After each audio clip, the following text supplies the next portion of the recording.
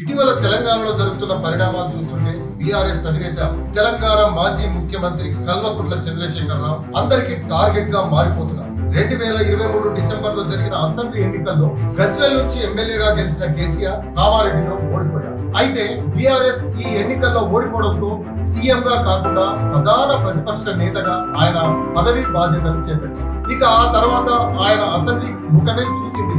అధికార కాంగ్రెస్ మరో విపక్షం బీజేపీ ఎంతగా వేడుకుంటున్నా కేసీఆర్ అసెంబ్లీ గడప తొక్కడం లేదు. అసెంబ్లీలో కేసీఆర్ కుమారుడు కేటీఆర్ అల్లుడు హరీష్ రావును పూరిస్తున్న కేసీఆర్ ఇంకెంతకాలం అసెంబ్లీకి దూరంగా ఉంటారన్న వాదనలు అంతకంతకు పెరిగిపోతున్నాయి. తాజాగా కేసీఆర్ ను అసెంబ్లీకి రప్పించే దిశగా చర్యలు చేపట్టాలంటూ ఏకంగా తెలంగాణ హైకోర్టుకు ఓ అభ్యర్థన వచ్చింది. ఫార్మర్స్ ఫెడరేషన్ పేరిట ఏర్పాటైన ఓ సంస్థ ప్రతినిధి విజయపాల్ రెడ్డి ఈ మేరకు హైకోర్టులో ఓ పిటిషన్ దాఖలు చేశారు. ఈ పిటిషన్ లో విజయపాల్ రెడ్డి పలు కీలక అంశాలను ప్రస్తావించారు. కేసీఆర్ ను అసెంబ్లీకి అయినా రప్పించండి, లేదంటే ఆయనపై సస్పెన్షన్ వేట్ పడేలా ఆయనకు ఆదేశాలు జారీ చేయండి అంటూ తన పిటిషన్ లో ఆయన కోర్టును కోరారు.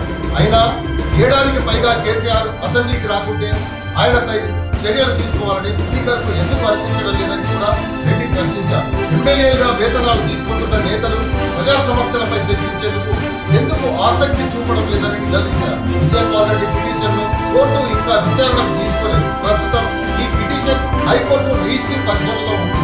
ఈ పిటిషన్ ను హైకోర్టు విచారణకు స్వీకరించకుండా కూడా జనంలో నిగూఢంగా నాటుతూ వస్తున్న అభిప్రాయాలను అయితే రెడ్డి తన పిటిషన్ ద్వారా బయటకు తీసుకువచ్చారన్న వాదనను